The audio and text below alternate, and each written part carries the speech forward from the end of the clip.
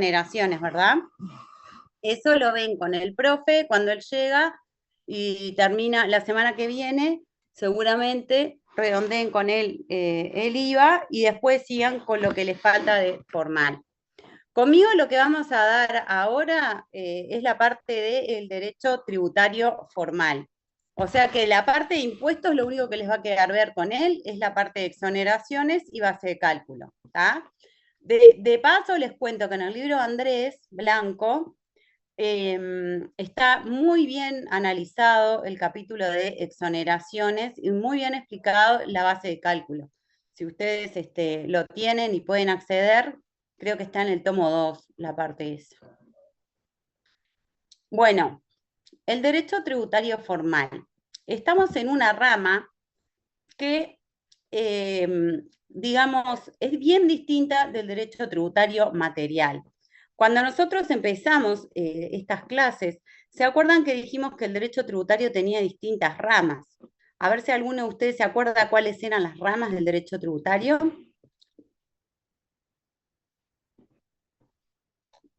Como tengo que compartir pantalla, no veo quién levanta la mano. A ver, voy a ponerme acá, así, ahí va. María Belén. Sí, profesora, habíamos dicho el formal, material, procesal, si mal no recuerdo, infraccional Bien. y penal. Perfecto. Internacional también podemos decir que es una rama, pero exactamente como dijo María Belén, esas son las ramas. El derecho material, formal, procesal, infraccional y penal.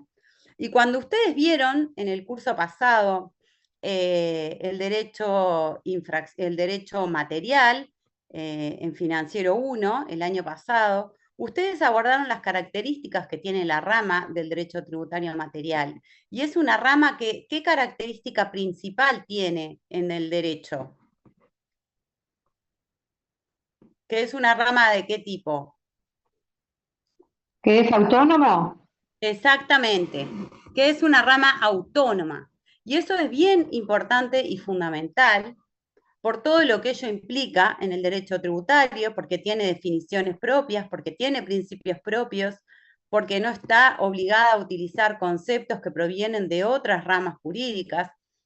Y todo eso sucede en el derecho tributario material. Pero acá vamos a dar un salto y vamos a dejar todo eso y vamos a estar en el derecho tributario formal. ¿Bien? Entonces, ¿qué es el derecho tributario formal? ¿Cómo lo podemos definir? Bueno, es el conjunto de normas que regulan la actividad de la administración pública. ¿Bien? Que tiene como fin, en este caso particular, la recaudación y comprende la búsqueda de reconocimiento de la existencia de casos concretos de obligaciones tributarias.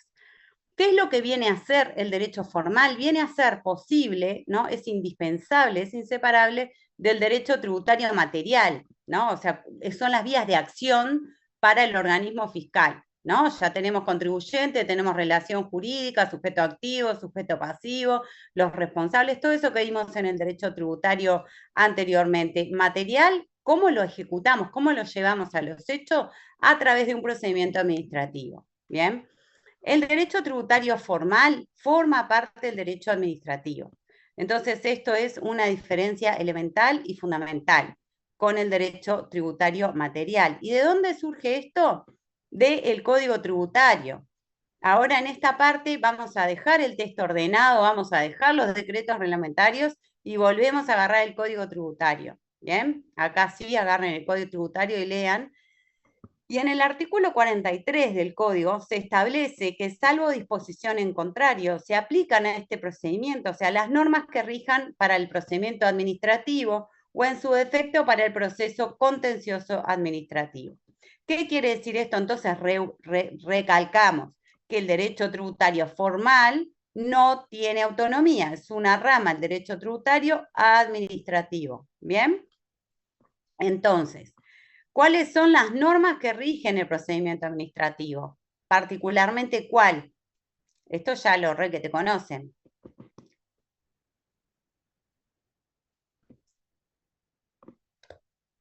El decreto 500. El decreto ¿No? 500 y el TOCAF, ¿puede ser? Bueno, sí, el TOCAF para la contratación del Estado, el decreto 500, y actualmente tenemos el Código el nuevo Código de lo Contencioso Administrativo, que tiene algunas particularidades y algunas modificaciones en la vía recursiva. Entonces, generalmente sí podemos decir que el procedimiento administrativo se rige por lo que está establecido en el código y además por lo que está establecido en el decreto 500/91, ¿bien? Que es el que regula todo el procedimiento administrativo. ¿Bien? ¿Qué comprende? Clara, perdón, Clara Roldán, ¿querés decir algo?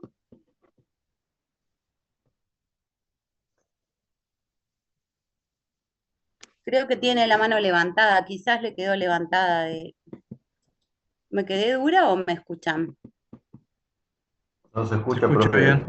Creo que Bien. Clara no le está Claro, funcionando el capaz que le micrófono. quedó levantada, quería participar hoy yo. Bueno, Profe, entonces, ¿no va a grabar estas clases? Le pregunto por las dudas, ¿no? sí, ahora pongo para grabar. Lo que pasa es que yo nunca puedo grabar porque yo no soy la anfitriona. El profesor, ahora sí, grabar en la nube. Ahí puse. Recording in Ahí puse progress. para grabar, bien. Porque como yo no soy la anfitriona, incluso no puedo iniciarla yo. Tengo que pedir a Juan, pobre, que está de viaje, que me inicie y eso, bueno. Creo que ahora se está grabando. Entonces, Ahora sí, profe, gracias. no, por favor.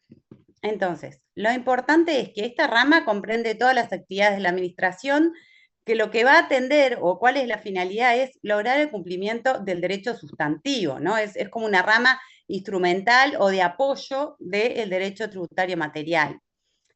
¿Qué pasa acá con la discrecionalidad de la administración cuando actúa? Bueno, está bien, tiene cierta discrecionalidad para actuar, pero siempre va a estar limitada por las normas de carácter constitucional y legal, ¿no? Entonces, ¿cuál es el contenido de esta rama en derecho tributario? Bueno, tenemos principalmente todo el procedimiento, tenemos las facultades de la administración, qué es lo que puede hacer la administración cuando va a aplicar el derecho tributario material, cuáles son los deberes de los administrados, las disposiciones derivadas de los actos administrativos, el acto administrativo de determinación, que es el núcleo duro del derecho tributario, es el acto administrativo que declara la existencia y cuantía de la obligación tributaria. Va a verificar además el cumplimiento de las obligaciones fiscales, sustantivas o formales. La obtención de prueba también va a regular todo cómo se obtiene la prueba, que después nos permite concluir que existen obligaciones tributarias. Y también encontramos como contenido o dentro de esta rama el Instituto de la Consulta Tributaria, que está en los 71 y siguientes del Código, y la repetición de pagos, que está en el 75 y 76 del Código. ¿Bien? ¿Cuáles son las características de este procedimiento administrativo? Principalmente es un procedimiento escrito, y esto es aplicable tanto a los contribuyentes como a los informes, como a los dictámenes, como a todo lo que suceda en el procedimiento administrativo. ¿De dónde surge esto? Del artículo 44 del Código Tributario. Y acá yo siempre les digo que ustedes como futuros asesores y futuros abogados sepan que la invocación de actos verbales en un procedimiento administrativo no les va a servir de absolutamente nada. Si no está escrito, no está en el mundo. Si no está en el expediente, no está en el mundo. Entonces, no pueden decir, no, pero yo vine y hablé con el inspector porque él me dijo, sí, no. Esto acá, el procedimiento, ustedes tienen que saber que es un procedimiento escrito. Si mañana tienen que asesorar a alguien, ahora ya saben que es bien importante en nuestro procedimiento jurídico tributario la formulación de actas. ¿Qué quiere decir esto? Que todo va a estar, todos los actos y las comprobaciones que hacen los funcionarios tienen que estar realizadas en actas que el artículo 45 establece que son circunstanciadas, además, ¿no? Y en esas actas es donde yo siempre les hago hincapié, tienen que, es lo fundamental, porque en estas actas se deja constancia de absolutamente todo lo que se hace en el procedimiento. ¿Quién comparece? ¿Cuándo comparece? ¿En calidad de qué comparece? ¿A qué hora? ¿Dónde? ¿Qué es lo que le presenta? ¿Qué es lo que no le presenta? ¿Qué dice? ¿Qué se niega a dar? ¿Qué da? Todo eso tiene que dejarse constancia en el acta y además tiene que estar firmada. Después vamos a ver. Otra cosa que es importante es que muchas veces yo veo que los asesores dicen, bueno, pero no la firmó el acta. Sí, bueno, pero que no la firme no significa que el acta no haga fe, ni plena fe. Las actas son un documento público, son un instrumento público, de acuerdo a lo que establece el Código Civil, y lo que surge en las actas no se puede después desvirtuar con invocaciones verbales o únicamente pretendiendo decir que como no suscribió el acta, él no dijo eso. Eso no es así. Quienes labran las actas son funcionarios públicos y por lo tanto hacen plena fe de lo que surge en el acta. Entonces, si ustedes hoy o mañana están asesorando a algún contribuyente y les dice, voy a ir hasta la DGI o voy a ir al BPS y voy a ver, voy a hablar con un inspector o me pidió tal cosa, ustedes el consejo que les tienen que dar es, cuidado, lee bien lo que firmás en el acta, eso también, firmala, y si no querés firmarla, no va a dejar de tener consecuencias jurídicas para vos únicamente por no firmar este acto. ¿Entienden? Acá tenemos además que este procedimiento entonces es escrito, se labran actas, se dejan todas las constancias en las actas, esto el 45 es muy importante, y además rige el debido proceso, ¿no? Es un principio que está consagrado en el artículo 66 de la Constitución y que el 46 también consagra el instituto de vista previa al administrado para que haga sus descargos. Es decir, que antes de dictar una resolución, se le va a otorgar vista previa al administrado para que presente sus descargos y formule además prueba, tenga la posibilidad de prueba. Entonces, miren lo que dice el artículo 46. Sebastián, ¿querés decir algo? Sebastián Silva, que veo la mano. Sí, profe, puede ser que tenga que ver también con el artículo 2 del decreto 500, el tema de los principios del procedimiento administrativo también. Sí, está bien, es el debido proceso, todos los principios que están establecidos en el artículo 2 del decreto van a ser aplicables, el verdad material, informalismo a favor del administrado, del debido proceso, todas esas enunciaciones de principios que están en el artículo 2 van a ser aplicables también a este procedimiento jurídico tributario. Está muy bien, Sebastián. Entonces, ¿qué es lo que dice el artículo 46 del Código Tributario? ¿Qué es lo que establece? El artículo 46 lo que establece es la información sumaria, ¿no? Dice, todos los actos, hechos u omisiones que son constitutivos de infracción serán objeto de una información instruida por un funcionario autorizado. Y después se establece en el inciso segundo, si la existencia de la infracción no ofreciera dudas a juicio de la dirección del organismo recaudador, se dará vista al interesado con término de 15 días para decir sus defensas y producir pruebas. Si el interesado no compareciera en plazo o lo hiciera sin solicitar diligencias probatorias, la dirección resolverá sin más trámite. Si hubiese ofrecido o producido prueba, esta se diligenciará en un plazo no mayor de 30 días. Lo dispuesto en este artículo no regirá en casos de mora. Este artículo lo que establece es el principio del debido proceso en sede administrativa. ¿Bien? ¿Cuál es la justificación de este artículo? El derecho a ser oído, a presentar descargos, ¿verdad? Antes de ser sancionado. Y aún, a falta de texto expreso, ¿qué quiere decir? Que si no existiera esto recogido en el 46, este derecho encontraría su vigencia por la aplicación, obviamente, del artículo 72 de la Constitución, que establece el derecho a defenderse, ¿no? Como derecho inherente a la personalidad humana. Además, siempre recuerden que tenemos el Pacto de San José de Costa Rica, que en nuestro país es de aplicación obligatoria, ¿no? Y en el artículo 8 particularmente establece el debido proceso en materia fiscal. Entonces siempre hablamos del debido proceso y esta es la justificación legal del procedimiento tributario administrativo. Clara, otra vez tenés la mano levantada, perdón, ¿querés decir algo o sigue ahí? Sí, ahora cambié al celular a ver si Está se bien. escucha.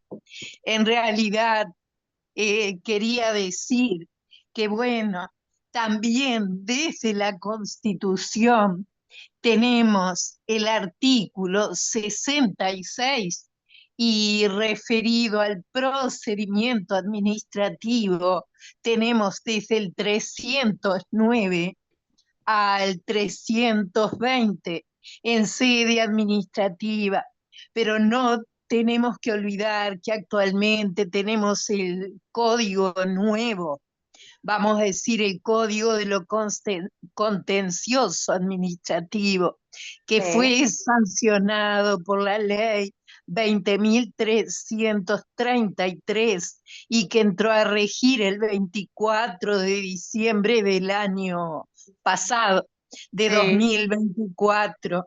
Es importante tener en cuenta eso y el decreto 500, ni que hablar, que es el que Exacto. rige verdaderamente, porque en realidad podríamos decir que el Código Tributario es una ley ordinaria. La Constitución de la República tiene mayor jerarquía, ¿no? Sí, claro, está muy bien. Muchas gracias, Clara. No, a Eh, usted, gracias. Miguel, ¿tú querés decir algo? Sí, profe, una consulta. ¿Los 15 días para producir pruebas son corridos? Esos días en realidad se han entendido que son días hábiles, pero te explico por qué.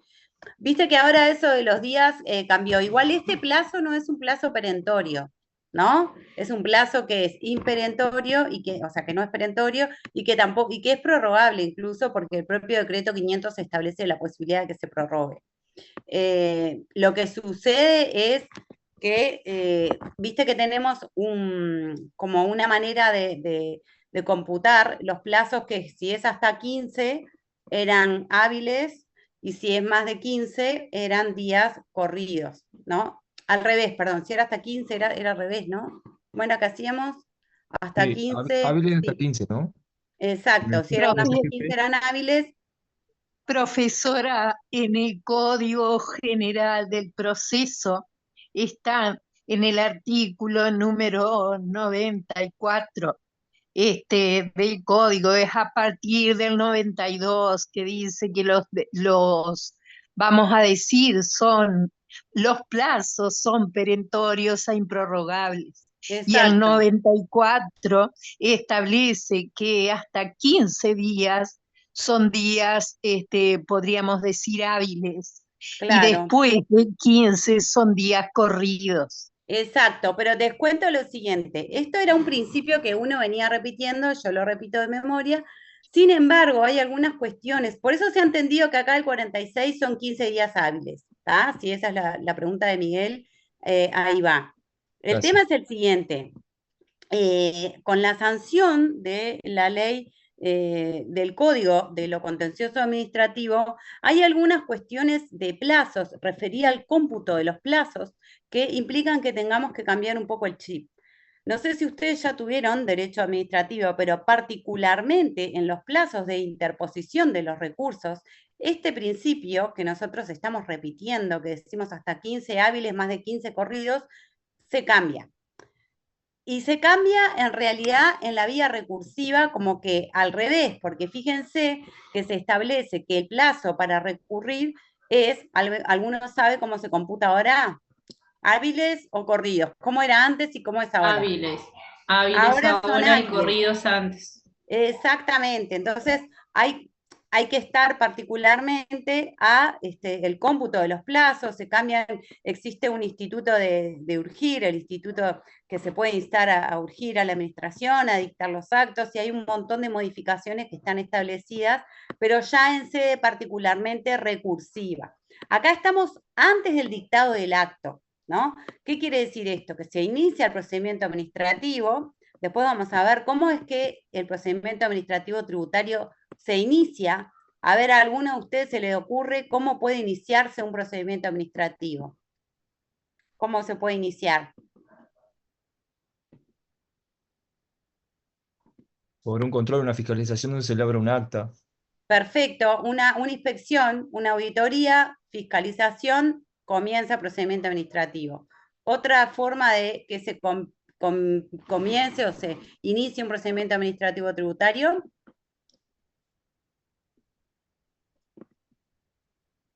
Un contribuyente, por ejemplo, presenta una petición una Ujú. petición administrativa. Se inicia un procedimiento administrativo. Un contribuyente solicita a la administración el parecer, ¿no?, respecto de una situación, y eso es lo que se conoce como el instituto de la consulta. Presenta una consulta a la administración.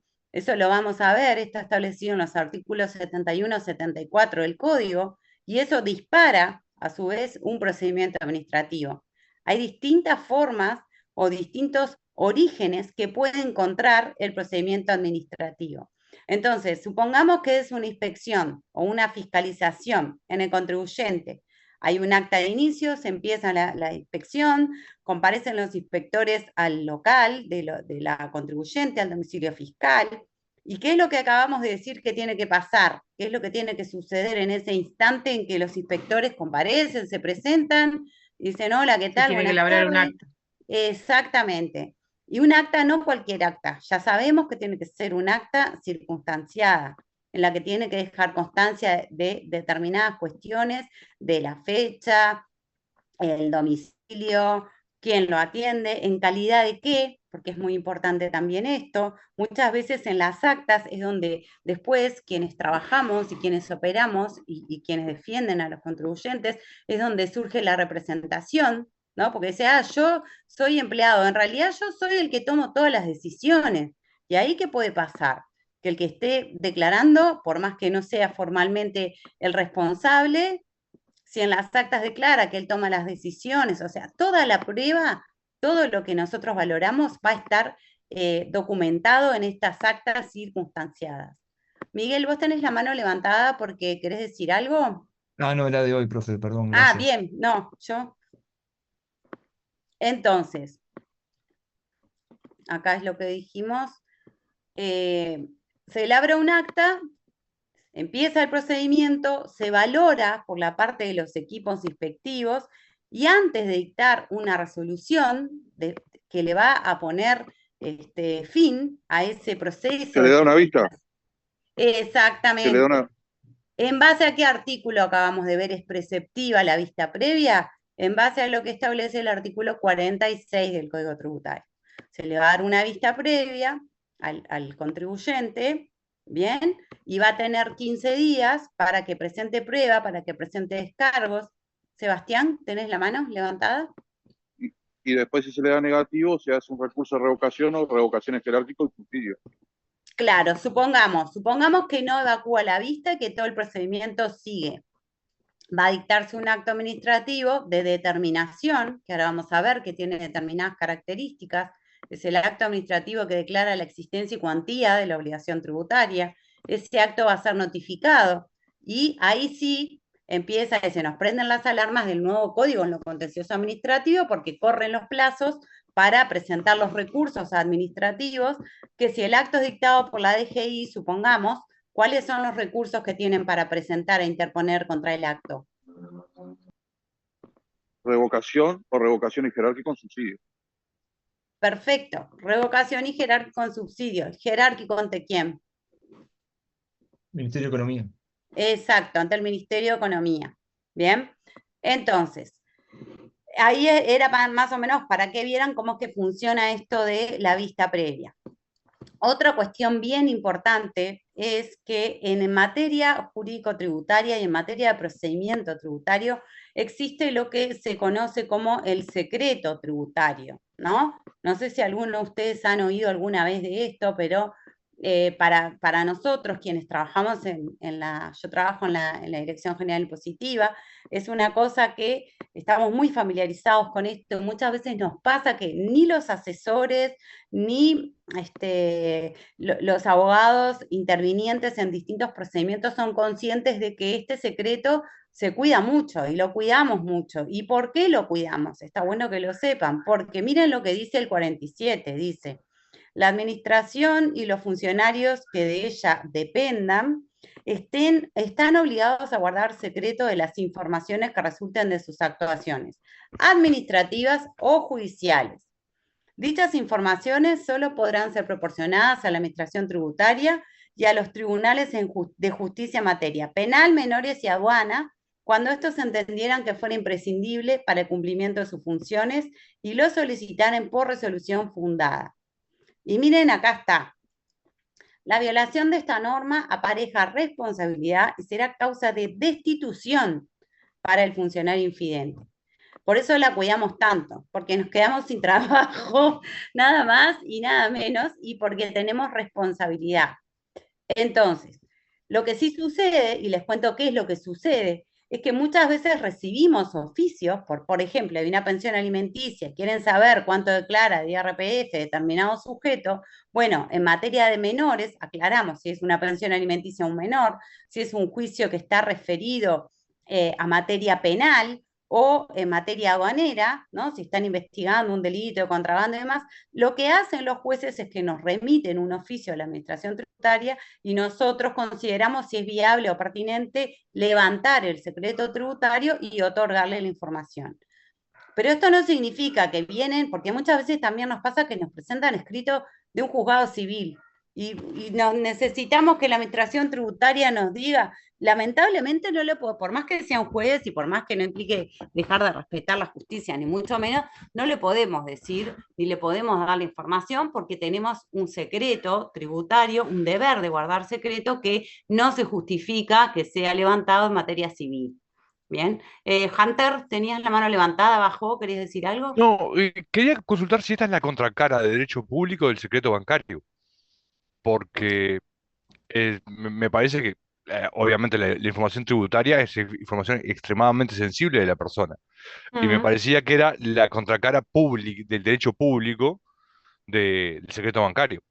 Y que solamente excepcionalmente, y el tema de justicia muy particular, porque ustedes como funcionarios están súper limitados, pero nadie puede acceder, se entiende. No es información pública, es solamente para la No. DGI. Claro, sí, exacto. Es información que tenemos los funcionarios de la Administración Tributaria, ¿no? Tanto la Administración Tributaria como todos los funcionarios que trabajamos, que es una información que está bajo secreto, como también está la información bancaria, como también les cuento que les va a pasar cuando sean abogados, porque van a tener el secreto profesional. O sea, hay muchísima información que está salvaguardada bajo este tipo de secretos. Lo que pasa en este caso puntual es que, bueno, es que para el legislador esta administración es bastante sensible y tiene en juego el interés general. O sea, es como vos decís, o sea, que desde el punto de vista del derecho público está en juego el interés general, que yo no sé si otro tipo de secreto, me atrevo a decir, y esto va personalmente, que el secreto bancario seguro que no tiene el interés general detrás, y el secreto profesional me parece que tampoco, pero bueno, hay determinadas informaciones que por sus cualidades o por sus características se ha entendido. Esta sí, te puedo decir que es bien importante por todo lo que significa para un sujeto el caudal de información que posee la Administración Tributaria. Y me animo a decirles que hoy en día, con el cruzamiento de datos y con la facturación electrónica tenemos muchísima información, que quizás que antes era como un poco más difícil, cuando era todo con papeles y demás, por más que existía la posibilidad de acceder y conocer, hoy en día hay muchísima información. Y acá era lo que yo les decía, cómo es que puede iniciarse un procedimiento, ¿no? A instancias de Estado, por ejemplo, el deber de iniciativa. ¿Qué es el deber de iniciativa? El deber de iniciativa está establecido en el 61, es el deber de presentar las declaraciones juradas, ¿no? O sea, nuestro derecho, nuestro ordenamiento jurídico tributario, los tributos se liquidan a instancia del contribuyente, eso sería lo natural, ¿no? Después vamos a ver que hay determinadas situaciones en donde se prevé que algunos procedimientos nacen directamente con la determinación de oficio, pero solamente cuando la ley así lo establece. Entonces, ¿qué es el artículo 61? Bueno, por ejemplo, un contribuyente presenta una declaración jurada, liquida y paga IVA e IRAE, ¿no? O presenta una petición administrativa solicitando que la Administración Tributaria ejecute un acto administrativo determinado. Ahí se dispara el procedimiento, ¿no?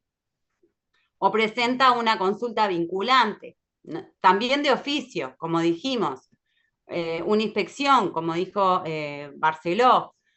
¿Qué es lo que pasa? La administración tributaria liquida a un contribuyente, le liquida como por ejemplo impuesto primaria, contribución inmobiliaria, puede haber una inspección, ¿no? Ahora después vamos a ver cuáles son las normas que regulan la inspección, la fiscalización, qué es lo que puede hacer, qué es lo que no puede hacer.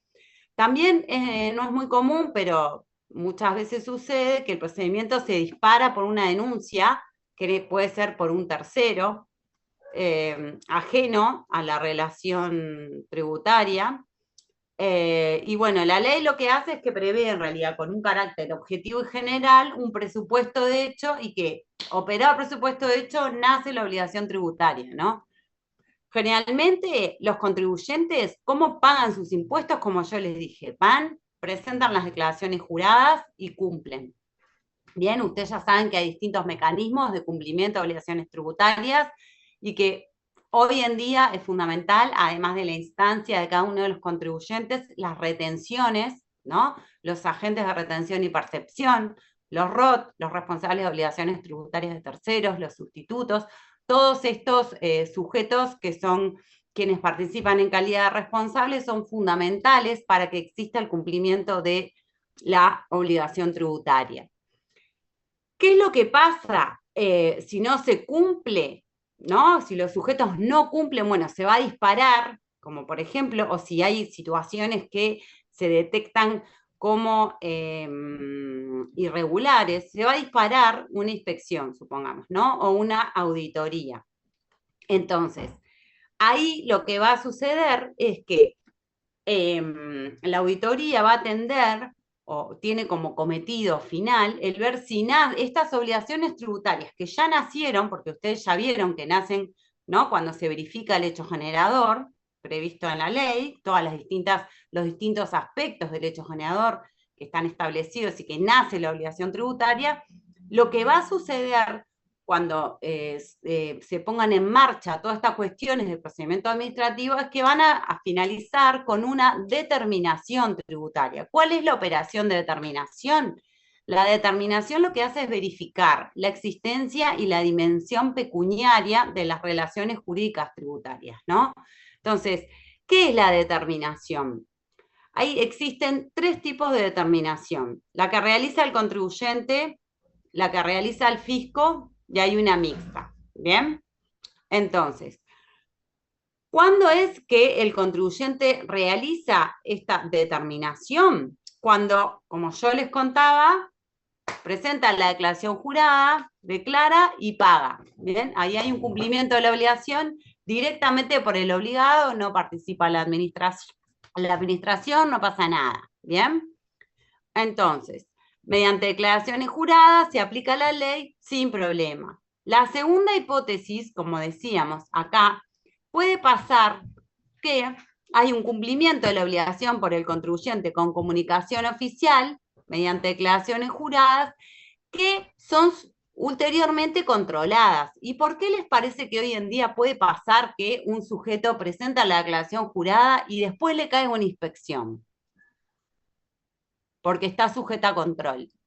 Porque justamente la administración tributaria con lo que cuenta es con información, se cruzan los datos. Entonces ya se sabe si lo que presenta en la declaración jurada coincide con lo que declaró el proveedor que le vendió, y él declaró que compró, o sea, ahora que les quedó pendiente el IVA, o sea, todo está cruzado. Entonces, muchas veces por el cruzamiento de los datos, ¿no? Incluso en los débito crédito, o sea, muchas veces esta información lo que habilita es que se presentan dudas, ¿no? Entonces, si tiene algunos defectos, ¿no? O efectos que vamos a encontrar, y ahí se va a disparar un procedimiento de fiscalización, ¿bien?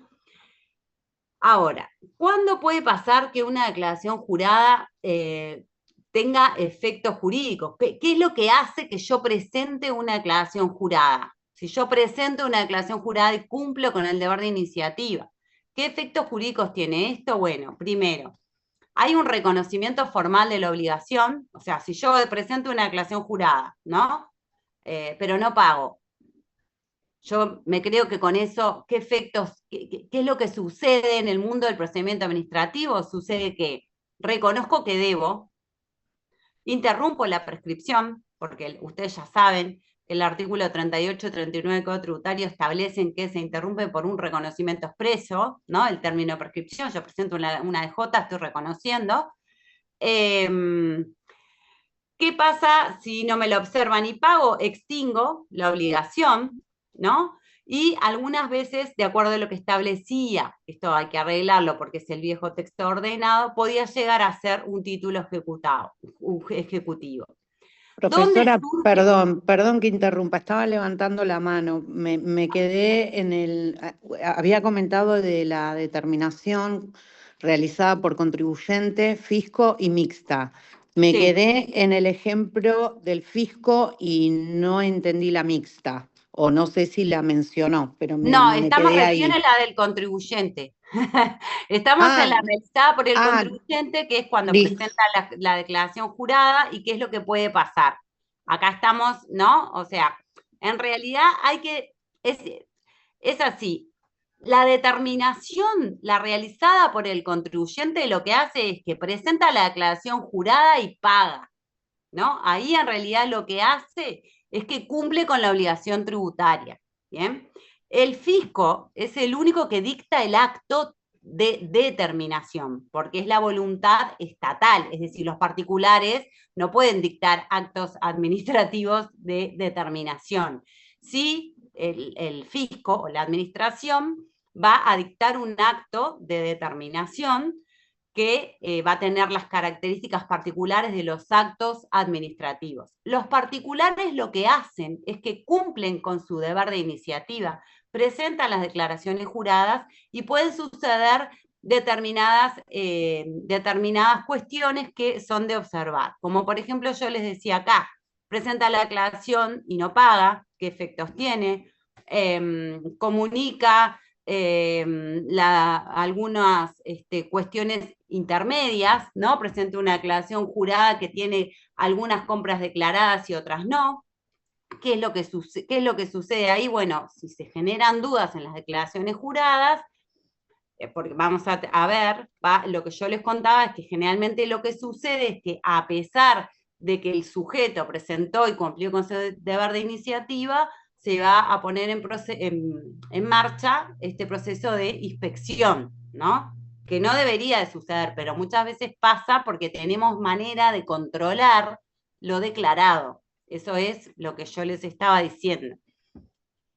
Y acá lo que estaban más o menos planteando, o por lo que más o menos me importaba, era cuáles son los efectos de cumplir con la presentación de la declaración jurada y dónde surge este deber de iniciativa, ¿no? ¿Por qué es tan importante cumplir con este deber de iniciativa? Y bueno, si yo presento una declaración jurada, acá tienen los efectos que tiene el presentar una declaración jurada, y el deber de iniciativa está en el artículo 61 del Código Tributario, que establece que los sujetos pasivos son quienes tienen que cumplir por sí la obligación tributaria. ¿Ven? Una vez que nace o que acaece el hecho generador y nace la obligación tributaria, deben de cumplirla por sí, salvo, como yo les decía, determinados casos en que no corresponda la intervención del organismo recaudador. Después vamos a ver cuáles son estos casos, ¿bien?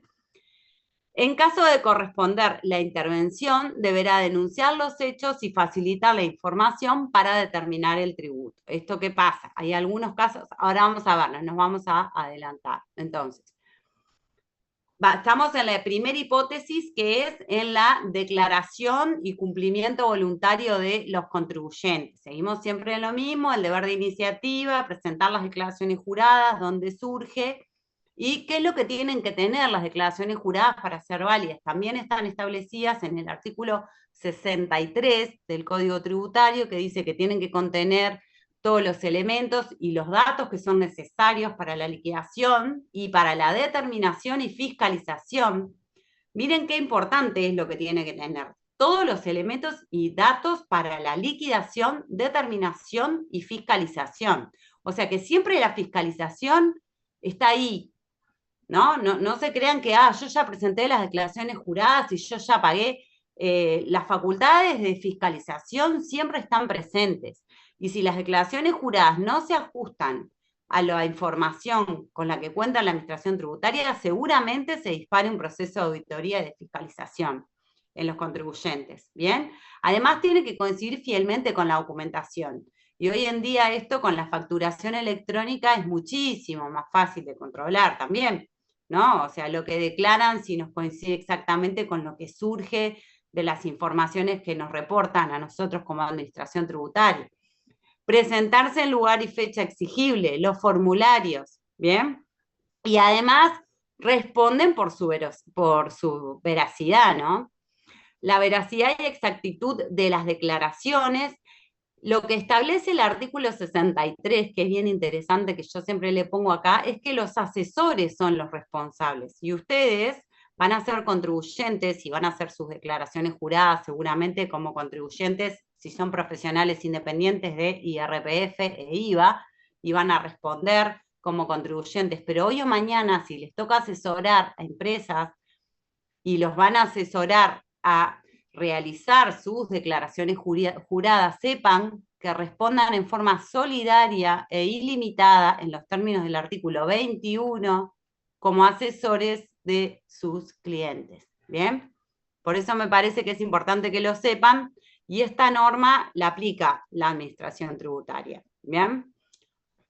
El 64 lo que establece es que, bueno, que en realidad se pueden hacer rectificaciones, ¿bien? Sin perjuicio de algunas cuestiones particulares, que es que no podrán realizarse las rectificaciones en caso de inspección. ¿Qué quiere decir esto? Yo presenté la declaración jurada y resulta que a mí me inician una auditoría y después voy y rectifico, no puedo.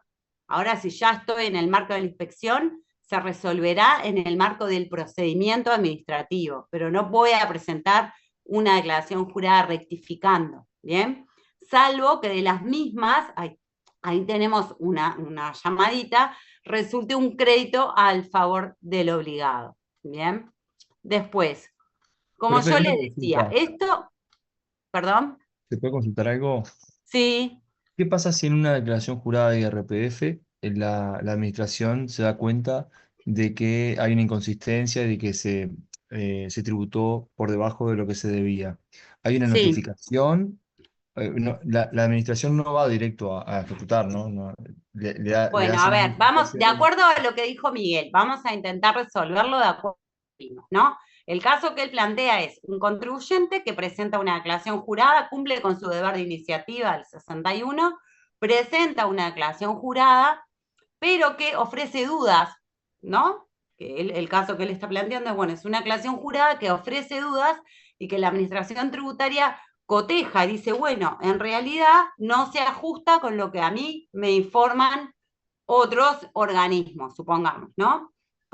Supongamos que deduce por alquiler un determinado monto como un crédito de arrendamiento, que nosotros ya lo vimos, y yo tengo que, la contaduría a mí me informa otro monto, ¿no? Entonces ahí, ¿qué es lo que hace la Administración Tributaria? Verifica que hay una inconsistencia, ¿y qué es lo que se va a iniciar? Se va a iniciar un procedimiento administrativo.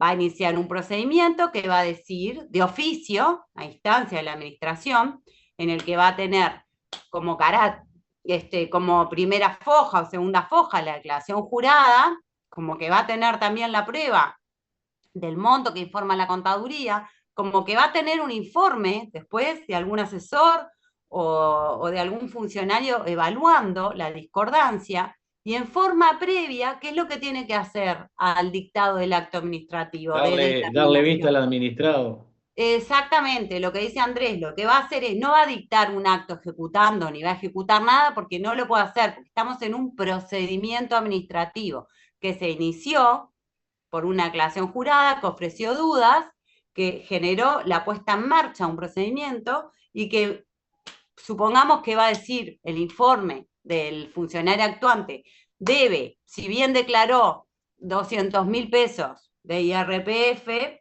debe 350.000 pesos, en forma previa al dictado del acto administrativo que declara la existencia y cuantía, Y digo declara. ¿Por qué digo declara la obligación tributaria? Porque el acto administrativo de determinación es un acto declarativo y no constitutivo. ¿Cuándo nace la obligación tributaria? Y después de que pasen los plazos correspondientes No, para los descargos. nace con el hecho generador. Cuando Exactamente. acaece el El hecho acto de generador. determinación no origina el Ah, nacimiento de la obligación per se. Exactamente. Esto, Andrés, ponételo con fluo. La obligación, ponete con fluo verde, amarillo y rojo. No lo pongan en ninguna prueba. La obligación tributaria nace cuando acaece el hecho generador en la vía de los hechos. El acto administrativo, y esto además, ¿por qué? Porque en la mayoría de los, o sea, nosotros ya tenemos un principio de legalidad fuerte, ¿no? Y el acto administrativo es declarativo y nunca puede llegar a ser constitutivo, ¿bien? Declara, ¿qué declara? Que nació, ¿no? La obligación tributaria. Pero en el caso que planteó Miguel, lo que sucede es que una hipótesis esta se dispara procedimiento administrativo, antes del dictado del acto administrativo se le va a dar vista en los términos de qué artículo acabamos de ver. 46, ¿no? 46. Exactamente, como dice Leandro, en los términos del artículo 46 se le va a dar vista. ¿Y qué puede pasar ahí? El contribuyente me puede presentar prueba, puede presentar descargos. ¿Qué es lo que puede hacer? ¿Qué acabamos de ver?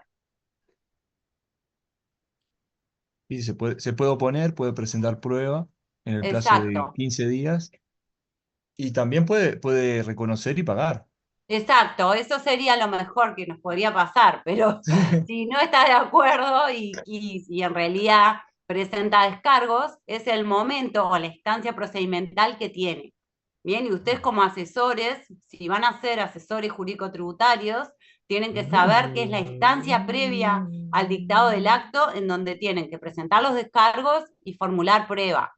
¿Tá? Pueden pedir cualquier medio de prueba hábil, ¿tá? Testigos, oficios, cualquier medio de prueba pueden pedir que se presente. Andrés, ¿querés decir algo? ¿O te quedó la preguntar, mano profe, levantada? preguntar. Esa notificación, entiendo que es personal, pero se hace, esa vista, perdón, cuando se lo notifica que tiene que concurrir a la DGI a notificarse una documentación. ¿Por qué medio se hace eso generalmente? No, la mayoría de las veces la vista, miren, hay distintos tipos de domicilio, que esto nunca se da, pero está bueno que lo preguntes y se sepa que están establecidos en el artículo 26, 27 y las notificaciones en el artículo 51 del Código Tributario. En el artículo 51 se establece cómo es que se tienen que notificar los distintos tipos de resoluciones. Lo que sucede actualmente es que la mayoría de los contribuyentes tienen domicilios electrónicos, el DOMEL. Ese domicilio es el que se maneja como prioritario a la hora de notificar una vista previa o a la hora de notificar una resolución, porque se entiende que es el domicilio constituido. ¿Qué significa esto? Sepan, la vista previa tiene que darse, de acuerdo al 51, en el domicilio constituido de los contribuyentes, ¿bien? O en el constituido en el expediente. Y a falta de en el domicilio fiscal. Lo estoy diciendo de memoria, es el artículo 51 del Código Tributario. ¿Bien? Entonces, ¿qué es lo que sucede? No les va a decir que se presente, le va a decir que le da vista y le va a adjuntar, en el caso que estamos tratando que puso Miguel, el acto, el informe previo, le va a dar vista de lo que sucedió en todo el expediente y del informe previo que concluye que debe 500.000 pesos, supongamos, 350.000 pesos era, no se lo voy a subir, pobre hombre.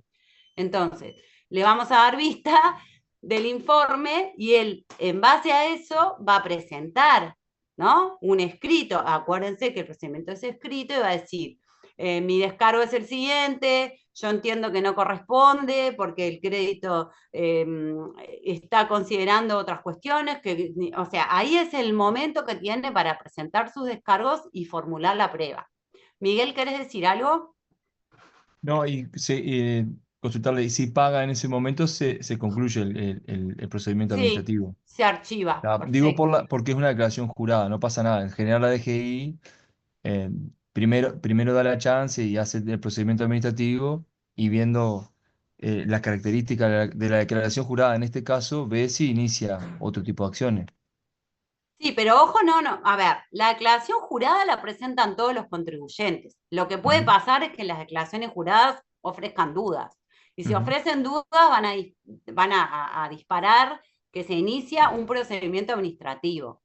Pero independientemente de eso, que sea una declaración jurada o que sea una auditoría o lo que fuere, si los contribuyentes o los sujetos pasivos pagan, el Ujú. expediente se archiva, o sea, porque se Perfecto, extingue la obligación tributaria. En cualquier perfecto. caso, ya sea por declaración jurada, ya sea porque el expediente se originó por una petición, o sea, si vienen, comparecen, extinguen la obligación tributaria, el expediente se archiva.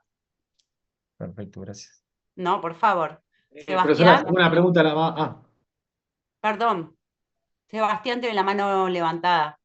Profe, yo quería preguntarle algo porque me pareció raro, la otra vez estaba leyendo una sentencia del TCA, de la DGI, que fue creo que en el Sí. 2009 de Paco Casal contra la DGI, ¡Ah, que qué Paco lindo! Casal ofrece una prueba que era una grabación de unos funcionarios de la DGI, que la administración no se la quería tomar y el TCA se la dio como válida porque lo grabó en sus funciones, cumpliendo sus Sí, funciones. ¿Puede ser? sí, sí. En realidad esa sentencia es muy particular y a lo que vos referís es a los medios de prueba que se manejan en el procedimiento administrativo. Lo que sucedió en ese caso particular fue que se presentó como medio de prueba una grabación. Hoy en día es distinto porque eso pasó hace 20 años, hace 10 años, no hace 20, pero hace 15 años seguro. Y bueno, lo que se puso en tela de juicio era la validez del medio de prueba, ¿no? La administración tributaria entendía que era una prueba que era inconducente, además, impertinente y demás, y en realidad el contribuyente entendió que no. Por eso es importante que sepan, y acá de vuelta les reitero, que esta etapa de evacuar la vista, si ustedes son asesores de contribuyentes que aún no se dictó el acto de determinación, por favor, tienen que tratar de que esta instancia sea provechosa, porque cambia la perspectiva de la administración y cambia la perspectiva de todo, el poder tener una instancia de presentar los descargos y de presentar prueba. Y muchas veces ustedes, y ahora les pongo un caso, ¿qué es lo que ustedes, de acuerdo a lo que acabamos de ver hasta ahora, pueden alegar si yo le doy la vista en el domicilio que encuentro en internet? Y después dicto el acto administrativo Claro, de hay indefensión. determinación. ¿Cuáles podrían ser las consecuencias? Podríamos pedir la nulidad por indefensión, porque no se respetó el Exactamente, debido proceso. exactamente, domicilio. exactamente. Todo lo que están diciendo es correcto. Lo que justamente me interesa que vean es por qué es tan importante el prestar atención en esta clase y entender que el derecho tributario formal es fundamental, porque es un instrumento, si bien es un vehículo, como yo les dije, es la puesta a disposición y cómo se aplica el derecho tributario material, es fundamental que se cumplan con todos los requisitos que establece el Código Tributario del Decreto 500. Si yo doy mal la vista previa, el acto de determinación que se dicte en ese procedimiento lo puedo accionar, lo voy a recurrir, voy a llegar al TCA, al Juzgado Letrado de lo Contencioso Administrativo ahora, y puede llegar a ser declarado nulo. Si está mal dada la vista, ese acto es nulo. ¿Bien? Entonces, hasta acá hablamos de las declaraciones juradas. Y ahora, ¿qué es el acto de determinación? Se los dije más o menos como 5 veces, pero lo vuelvo a decir porque los voy a aturdir. Es el acto administrativo que declara el nacimiento de la obligación tributaria y su cuantía. Y esto está establecido en el artículo 62 del Código Tributario. ¿Bien? Entonces, ¿cuál es la naturaleza de este acto? Ya lo vimos, es declarativa. Es un acto administrativo, tiene naturaleza administrativo, ¿bien? Y acá tenemos que acá cuáles los efectos jurídicos que le encuentran a este acto administración que es declarativo, ¿bien? ¿qué es lo que sucede? Dicen, bueno, pero si es declarativo, ¿por qué es importante que exista? Y bueno, es importante que exista porque tiene un efecto innovador, dice Valdés Costa, ¿no? Si yo no tengo un acto de determinación, la administración fiscal, por ejemplo, la administración tributaria, en la hipótesis, en el caso que plantea Miguel, ¿cómo persigue el cobro de esa deuda? No tiene manera, ¿no? O sea, es necesario. Permite además que se presenten recursos, permite que se presenten pruebas y además tiene efectos en el ámbito sancionatorio, ¿no? Porque además de declarar la existencia y cuantía de la obligación tributaria, lo que muchas veces sucede es que, por ejemplo, en el caso que venimos manejando en la clase que puso Miguel, es un contribuyente que presentó una declaración jurada de IRPF que no coincide con la información que cuenta la administración tributaria. Se informa y dice, él declaró 200, pero resulta que tiene que pagar 350.000. O sea que hay 150.000, ¿no? Que le tengo que determinar, ¿no? Entonces voy a dictar le doy vista previa, supongamos que está bien dada la vista, y dicto un acto administrativo declarando la existencia y cuantía de la obligación tributaria. Pero además, ¿qué es lo que voy a declarar? Que configuró infracciones. ¿Cuáles son las infracciones que configuró? Por ejemplo, si no pagó, configuró la mora, ¿no? Porque es la mora, de acuerdo al 94, es el no pago en tiempo y lugar de la obligación tributaria. Entonces el acto va a decir que debe IRPF por el periodo, supongamos que es un periodo que no incluyó, o por el monto de tanto por concepto de 150.000 pesos por concepto de arrendamiento, y asimismo se declara que configuró la infracción de mora, y por lo tanto, ¿qué es lo que debe cuando se configura la mora? ¿Cuáles son las sanciones moratorias? ¿No saben? Las sanciones son la multa y recargos. La mora está establecida en el artículo 94 del Código Tributario. Entonces, el acto administrativo lo que hace es, veo que en el chat escriben, no, la verdad que no la puedo leer mucho, pero veo que escriben. Si quieren, levanten la mano mejor, porque así no nos perdemos nada. Lo que les estaba diciendo es que declara, además del nacimiento y cuantía de la administración tributaria, el acto de determinación también declara la configuración de infracciones y sus sanciones. ¿Bien? Como por ejemplo la mora. Profesora, Sí, le hago una consulta, porque yo soy argentina. En Argentina la mora es automática siempre. Y acá tengo entendido que no. sí. Eh, En realidad, ustedes le llaman automática a una infracción que es objetiva. ¿Qué quiere decir que es objetiva? ¿Qué es la mora? La mora está regulada en el artículo 94. Ya vamos a darla, pero igual está buenísimo que lo plantees. Dicen automática porque, ¿por qué? ¿Qué es automática? Que si yo no pago en tiempo y lugar, debo multas y recargos al otro día, ¿verdad? Nosotros tenemos una multa que según los días, por el no pago va del 5 al 10 y está calibrada, y tenemos recargos que son capitalizables. ¿Qué es lo que los argentinos dicen que es automática? Es que por el no pago se configura la infracción. ¿Qué quiere decir esto en nuestro lenguaje en Uruguay? Que es una infracción del tipo objetivo. ¿Qué quiere decir que es objetivo? Que no se valora la culpabilidad o la subjetividad, ¿no? ¿Qué quiere decir esto? Si yo no pagué en tiempo y lugar, automáticamente debo multas y recargos. Bien, no valoro si tuve dolo, si tuve culpas, los eximentes. En la infracción de mora se entiende que es una infracción de tipo objetivo. Eso es que para los argentinos es que sea automática. Y algo de eso, vieron que es lo que entiende nuestro legislador en el artículo 46, que yo no sé si ustedes prestaron atención. Profe, perdón, yo también me generó la misma duda que preguntó la compañera, porque también soy argentina. pero Bien. nosotros en la mora automática también lo tomamos como sin la necesidad de previa interpelación, o sea, sin intimación. Claro, Como acá no hay tampoco. cumplimiento, no se corre el traslado, quedas directamente configurando Sí. la mora. Sí, acá tampoco, es una infracción que no requiere intimación, no requiere, o sea, no requiere el hacer caer en mora, ¿no? Es una infracción de tipo objetivo.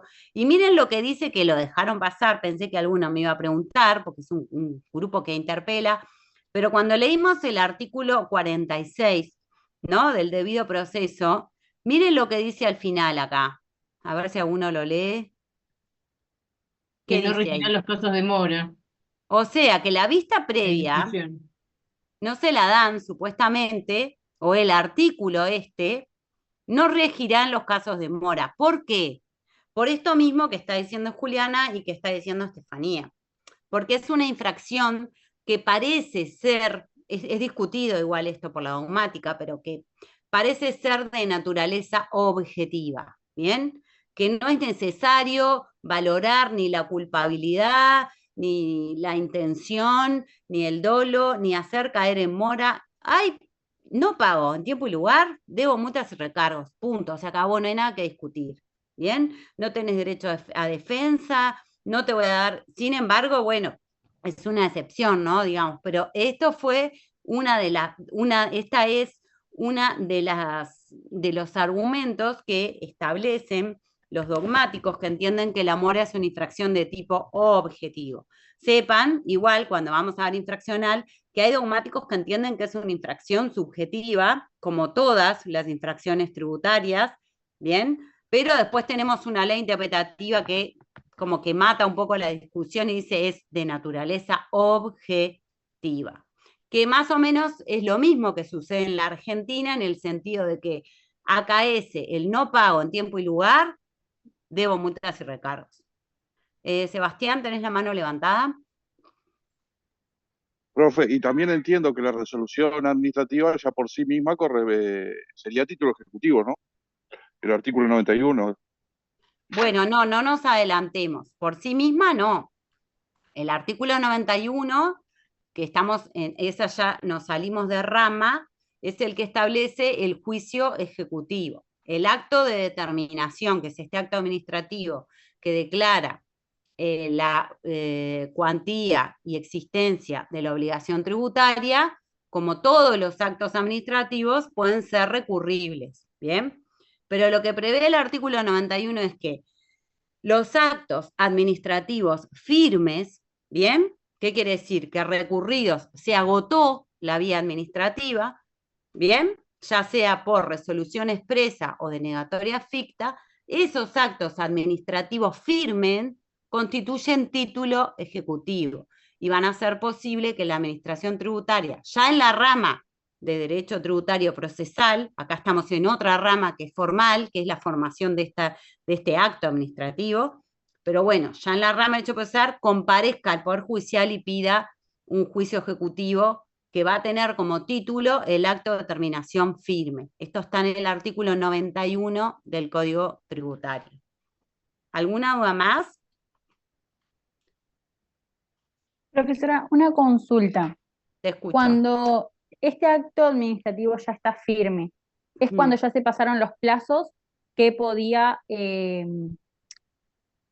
Recurrir. impugnarlos que podía recurrir con los recursos de revocación y jerárquicos. Ahí Sí, es cuando en ya queda ese firme. caso lo que va a haber es que está firme porque no se recurrió, o puede pasar que se recurra y que después quede firme cuando se agote la vía administrativa en forma expresa o ficta. ¿Bien? O no se impugna, pasaron los 10 días hábiles, que ahora son hábiles, de acuerdo al Código de lo Contencioso Administrativo, no se impugnó, el acto administrativo quedó firme. O se recurrió y se resolvió, ¿no? El recurso, ya sea en forma expresa o en forma ficta, ¿no? Hay una denegatoria ficta, y ahí se agotó la vía administrativa. Esas son todas las maneras que encontramos de que la resolución o que el acto administrativo quede firme y ahí se convierte en un título ejecutivo de acuerdo a lo que establece el artículo 91 del Código Tributario. Muchas gracias. No, por favor. Entonces, Estábamos en la naturaleza del acto de terminación, acá. Es un acto reglado, revocable e impugnable, ¿bien? Revocable, obviamente, por razones de como son revocables todos los actos administrativos, por razones de legalidad, ¿bien? Siempre es revisable, ¿bien? Es impugnable mediante los recursos. Y después, si yo agoto la vía administrativa, tengo la posibilidad de acudir a presentar la acción de nulidad. Esto también va de la mano con el principio de tutela jurisdiccional. ¿Qué es lo que tiene que contener este acto administrativo para ser válido? Eso está establecido en el artículo 67 del Código Tributario y lo que establece es: debe estar debidamente fundado, esto es que tiene que ser un acto administrativo motivado, como todos los actos, debe atribuir la deuda a una persona, sea en calidad de contribuyente o de responsable. ¿Bien? Esto es qué es lo que tiene que contener el acto administrativo. Y nosotros dijimos que la determinación, ¿no? Generalmente sucedía que el contribuyente, ¿qué hacía? Presentaba su declaración jurada, cumplía con este deber de iniciativa que está en el artículo 61, pero que muchas veces la determinación es la regla, ¿no? ¿Cuándo la determinación es la regla? ¿Cuándo procede el acto de determinación? Y esto, pónganle fluorescente, está establecido en el artículo 65 del Código Tributario. Dice, la determinación por parte de la administración procede cuando la ley así lo establezca, cuando las declaraciones no sean presentadas. ¿Ven? Acá establece que el deber de iniciativa es el principio, o sea, siempre sí tiene que presentarse las declaraciones, es decir, si no se presentan las declaraciones, ahí sí procede la determinación. Cuando no se proporcionen en tiempo y forma las reliquidaciones, aclaraciones o ampliaciones requeridas, o sea, le piden que reliquide, que aclare o que amplíe y no lo presenta. Cuando las declaraciones y reliquidaciones ofrezcan dudas, esto es el caso que planteaba Miguel, sobre su veracidad o exactitud. En estas hipótesis, ¿qué es lo que sucede? Se pone en marcha, se dispara este proceso de determinación tributaria. Y acá, a ver, bien que lo primero, acá les hice como un resumen de todo lo que es, ¿no? Las etapas administrativas del procedimiento administrativo, del proceso de inspección. Pero vamos a ver si se les ocurre un ejemplo. ¿Qué impuestos ustedes pagan con una determinación cuando la ley así lo establezca? Es decir, que ustedes no tienen que declarar y lo pagan igual. ¿Qué se les ocurre? El IVA. El IVA. No, bueno, el IVA como consumidor final, pero si son contribuyentes lo tienen que pagar igual, en la etapa final. Pero ¿qué otro impuesto les parece que... Patentes. ¿Cómo? Patentes puede ser, La vehicular. patente, por ejemplo, o también la contribución inmobiliaria, ¿no? O el impuesto primaria. Primaria, ¿qué sucede? ¿Ustedes presentan declaraciones juradas y demás? No. ¿Por qué? Porque la ley que crea el impuesto primaria establece que la determinación se realiza por la administración considerando el valor real del inmueble. Entonces, ahí no participa este deber de iniciativa, ¿entienden? Entonces, ¿qué es lo que sucede? Cuando suceden todas estas hipótesis, menos la primera, ¿tá? Cuando no se proporcionen en tiempo y forma las reliquidaciones, aclaraciones o ampliaciones, o cuando si se presentan, ofrecen dudas, se dispara un proceso de inspección. Y acá les puse todas las etapas que tiene este proceso de inspección. ¿Bien? Entonces, ¿cuáles son las etapas que tiene este proceso? Bueno, tiene un acta de inicio. Las actas posteriores, acá encuentran las actas del 45, ¿no? Después que termina la inspección, se hace un acta final de inspección. ¿Por qué es muy importante el acta final de inspección? A ver si se acuerdan. ¿Por qué es muy importante? A los efectos de la prescripción. A ver si recuerdan algo.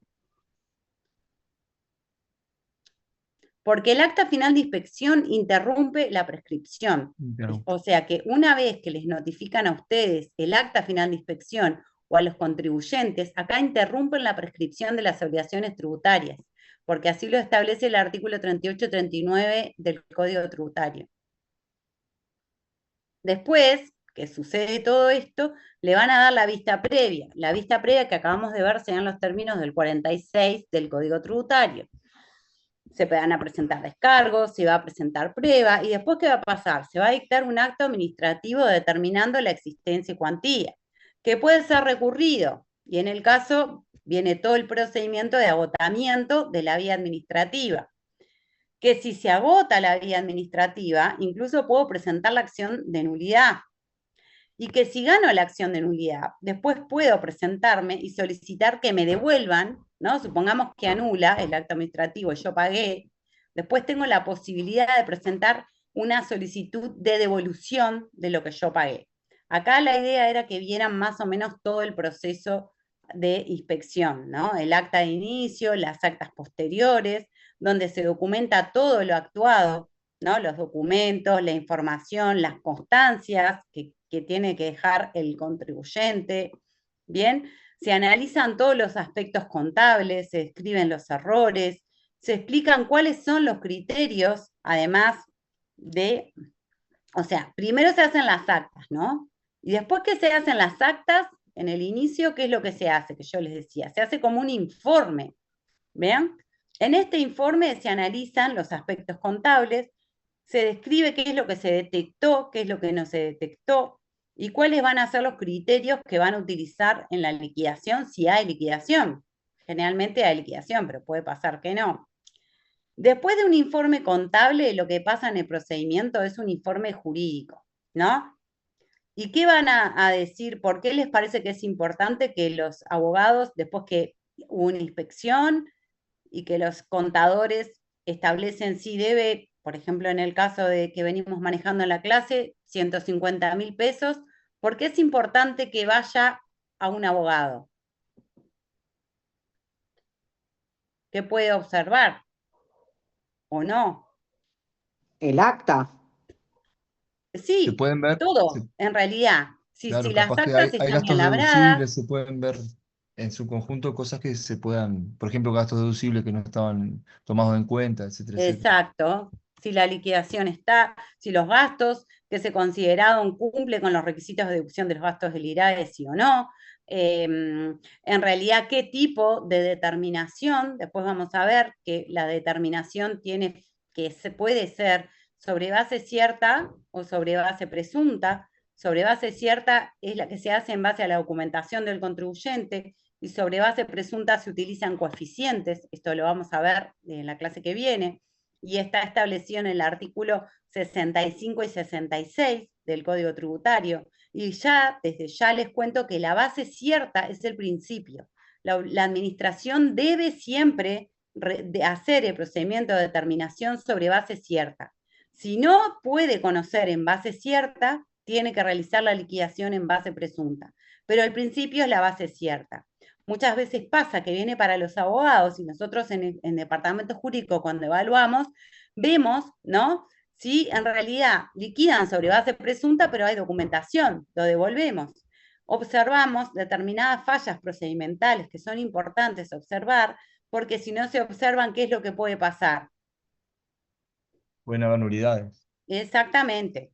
Entonces, todo esto, las irregularidades también, los argumentos que, como dice acá, si se deducen gastos, porque sí, porque no, todo eso se hace en el informe jurídico.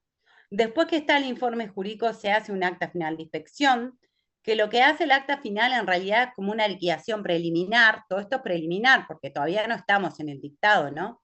En el acta se detalla la reliquidación, los recargos, se explican los criterios técnicos que utilizaron los inspectores para liquidar, se establece si existe riesgo y se van a solicitar medidas cautelares, ¿no? ¿Cuáles van a ser? Después las vamos a ver.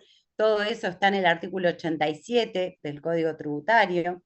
Y el acta final de inspección, cuando se notifica, es lo que yo les decía, interrumpe la prescripción.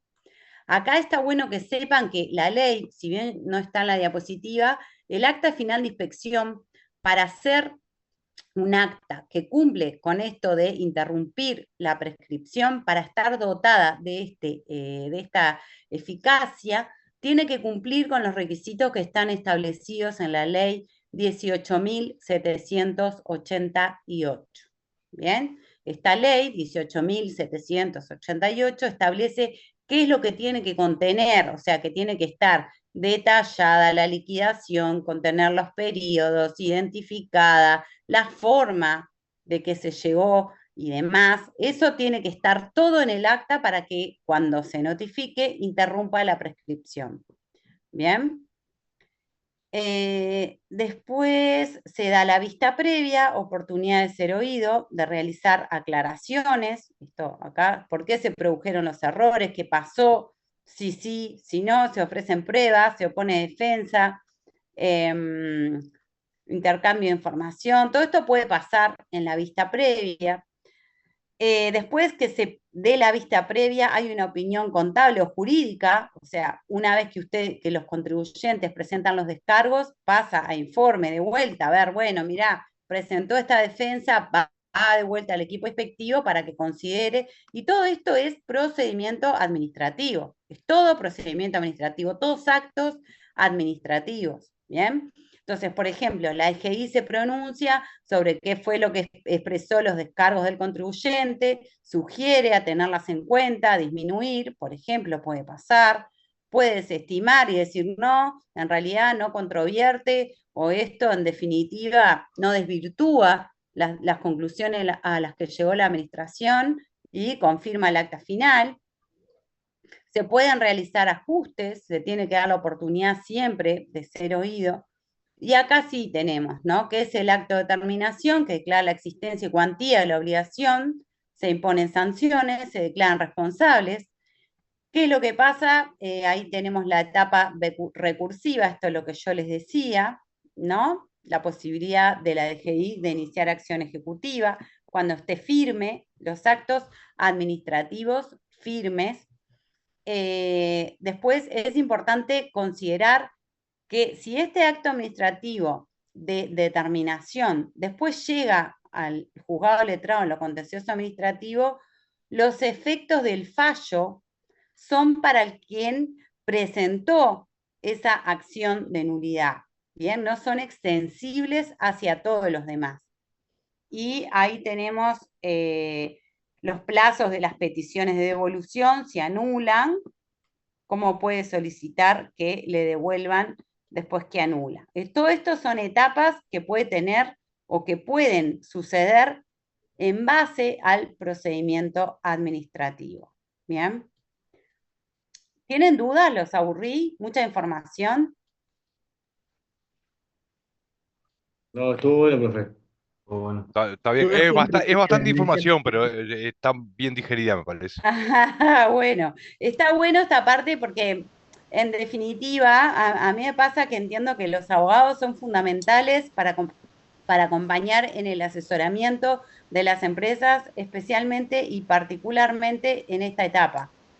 Porque después también, pero después todo lo que sucede, todo lo jugoso, digamos, todo lo que vamos a defender judicialmente o en la órbita de la acción de nulidad, sucede en el procedimiento administrativo. Entonces es bien importante que tengan en claro todo esto, ¿no? Y lo que vamos a hacer, porque vi que hoy somos bastante poquitos, porque es un día bien particular, porque no se va a pasar asistencia y no quiero avanzar. Por suerte, como me di cuenta que iba a ser un día especial, no quería que quedaran sin material y creo que esto les va a servir de guía para ustedes. El compañero aquel que Mezquita nunca más vino, ¿no? A la clase, o está, no lo veo. Porque también tenía que hablar con él por otros materiales que les estoy debiendo el IRPF, ¿no? Categoría 1. Sí, profe.